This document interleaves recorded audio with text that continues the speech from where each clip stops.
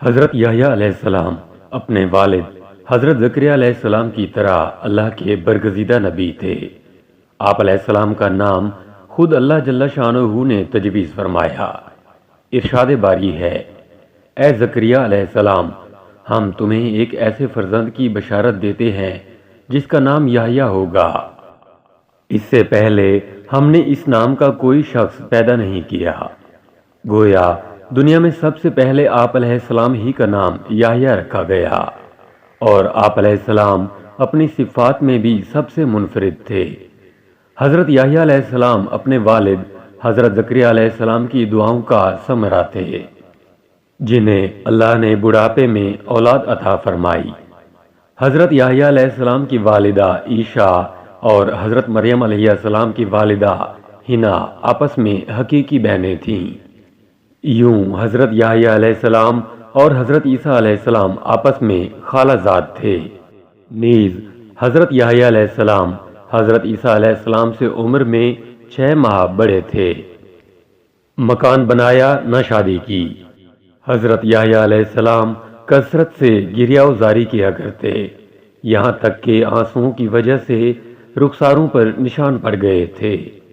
ابن عساکر نے روایت کی ہے کہ ایک روز والدین ان کی تلاش میں نکلے تو دیکھا کہ وہ جنگل میں ایک قبر کھودے اس پر کھڑے زاروں قطار رو رہے ہیں۔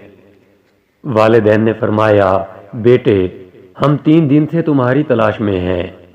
اس پر آپ علیہ السلام نے آخرت کے حوالے سے ایسی پر اثر گفتگو کی کہ والدین رو پڑے۔ حضرت یحییٰ علیہ السلام بے حد حلیم، رقیق القلب، پاک باز، عابد و متقی، استغنا و قناعت سے سرشار، شرم و حیا کے پیکر اور شیریں کلام تھے۔ نہایت سادہ زندگی بسر کرتے، غذا بقدر ضرورت اور لباس اتنا ہوتا جو ستر پوشی کے لیے کافی ہو۔ انہیں جنگلوں بیابانوں سے محبت تھی۔ زندگی کا زیادہ تر حصہ وہیں گزارا جہاں درختوں کے پتے اور شہد بطور غذا تناول فرماتے۔ پیاس لگتی تو نہر سے پانی پی لیتے۔ زندگی بھر شادی نہیں کی۔ حضرت عیسیٰ علیہ السلام اون کا لباس پہنتے، جبکہ حضرت یحییٰ علیہ السلام جانوروں کے بالوں کا لباس زیب تن کرتے۔ درہم و دینار تھے، نہ کوئی غلام یا باندی، کوئی مخصوص ٹھکانہ بھی نہ تھا۔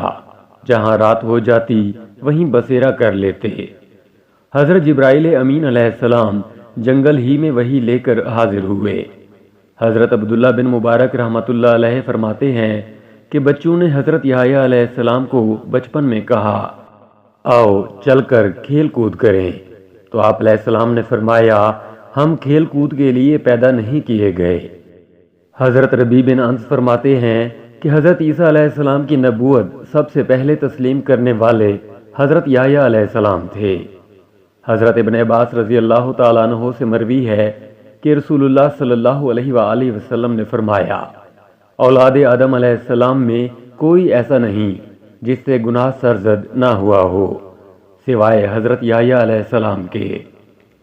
قرآن پاک میں آپ علیہ السلام کا ذکر ان 4 صورتوں میں آیا جن میں حضرت زکریا علیہ السلام کا بھی ذکر ہے، یعنی سورہ آل عمران، سورۃ الانعام، سورہ مریم اور سورہ الانبیاء۔ اوصاف جمیلہ۔ اللہ عز و جل نے حضرت یحییٰ علیہ السلام پر وحی نازل فرمائی، اے یحییٰ علیہ السلام، ہماری کتاب مضبوطی سے تھام، اور ہم نے ان کو لڑکپن ہی میں دانائی عطا فرمائی تھی، اور اپنے پاس سے شفقت اور پاکیزگی بھی، اور وہ پرہیزگار تھے، اور ماں باپ کے ساتھ نیک سلوک کرنے والے تھے، اور سرکش اور نافرمان نہیں تھے، اور ان پر سلام ہو جس دن وہ پیدا ہوئے اور جس دن وفات پائیں گے اور جس دن زندہ کر کے اٹھائے جائیں گے۔ حضرت یحییٰ علیہ السلام ابھی کم عمر ہی تھے کہ پروردگار عالم نے فرشتوں کے ذریعے تورات حفظ کروا دی، اور انہیں حکم دیا کہ آسمانی کتاب کا جو علم تمہیں عطا کیا گیا ہے اس پر خود بھی عمل کریں اور اپنی قوم کو بھی اس کا درس دیں۔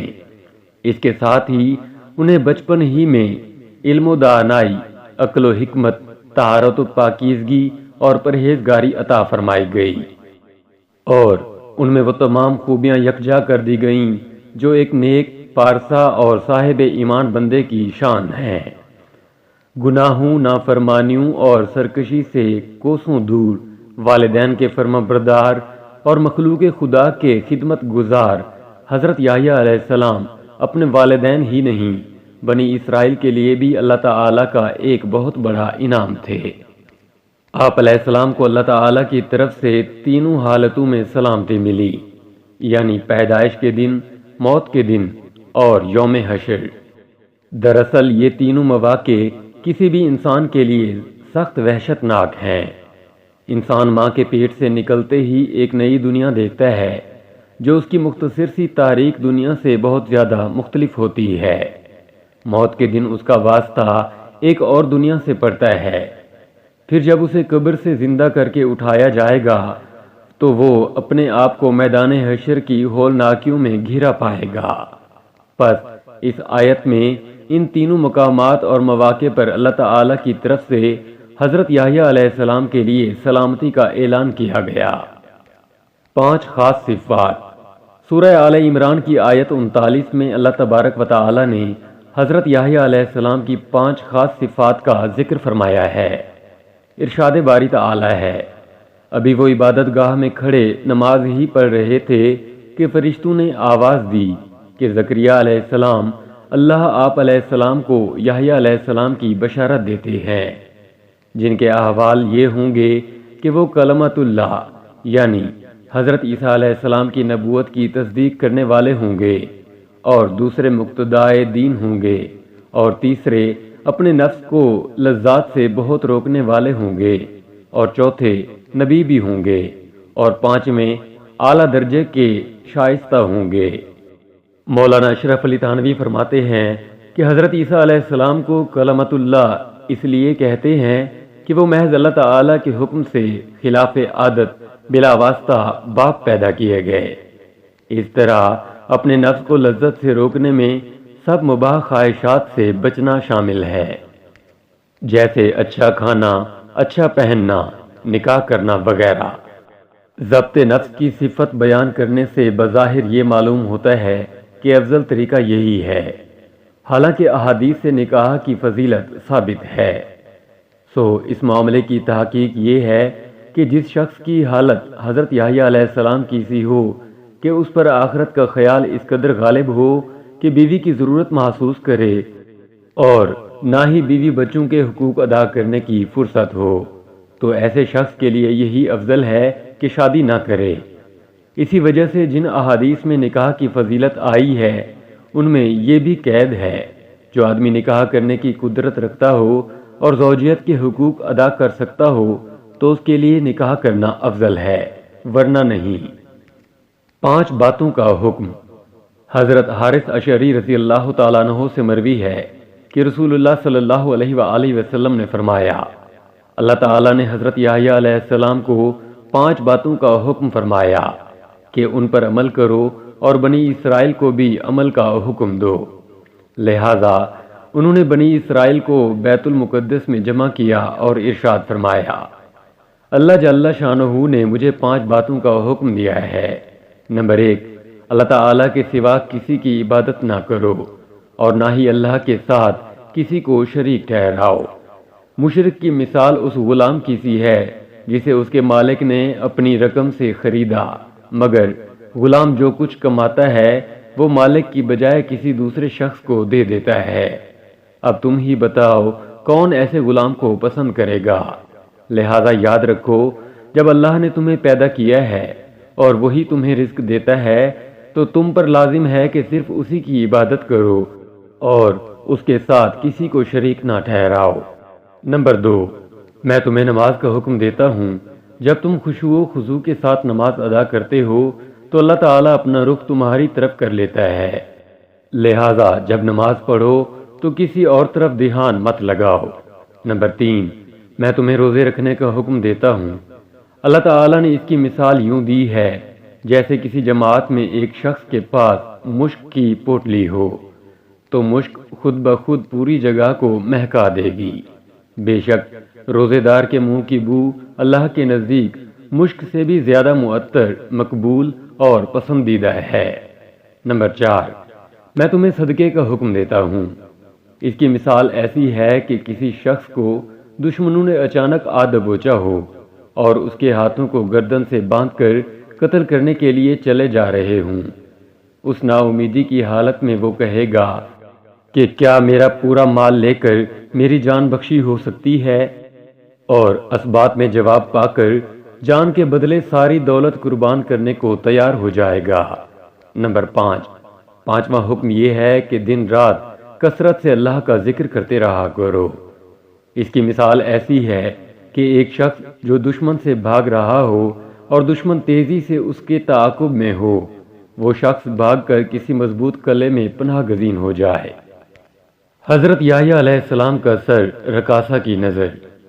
حضرت یحییٰ علیہ السلام کی وفات کے بارے میں مفسرین نے مختلف واقعات تحریر کیے ہیں جو یہود و نصارہ کی کتب سے لیے گئے ہیں، تاہم مفسرین کی اکثریت نے جس واقعے کو بیان کیا ہے وہ لوکا کی انجیل سمیت یہود و نصارہ کی گئی کتب میں درج ہے۔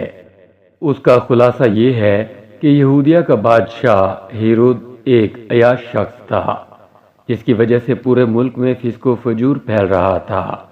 اس نے اپنے حقیقی بھائی فلپ کی بیوی ہیرودیاس کو بغیر نکاح اپنے گھر میں رکھا ہوا تھا۔ حضرت یحییٰ علیہ السلام چونکہ نبی تھے اور دعوت حق کا فریضہ سر انجام دیتے تھے، انہوں نے بادشاہ کی ان فحش حرکات کے خلاف آواز بلند کی، جس کے نتیجے میں انہیں گرفتار کر کے قید خانے میں ڈال دیا گیا۔ تاہم بادشاہ ان سے ڈرتا بھی تھا، وہ جانتا تھا کہ آپ علیہ السلام اللہ کے نبی اور نیک و پارسا انسان ہیں، نیز عوام میں بڑی عزت ہے۔